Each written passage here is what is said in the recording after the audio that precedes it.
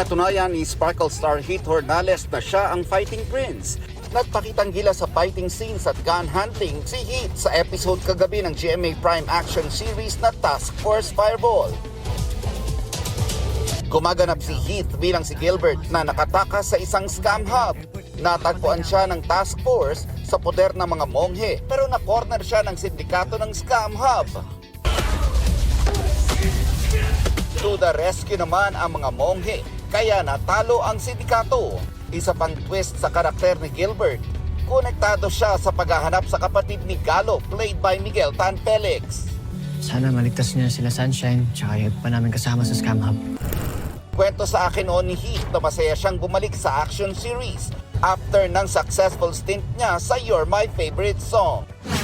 Bumiyahe na pa Canada ang ilang Sparkle stars para yan sa Sparkle World Tour sa Taste of Manila sa Toronto sa August 15 to 16.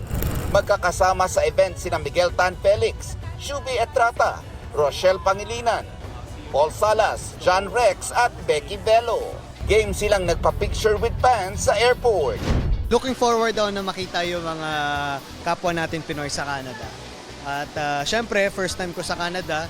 And of course, excited din akong makita yung relatives ko dahil pupunta sila sa Taste of Manila. Excited ako kasi of course, magpa-perform din tayo sa mga Pilipino, kapwa-kapuso natin dyan, mismo sa Canada. So magkita-kita po tayo dyan. Excited ako syempre.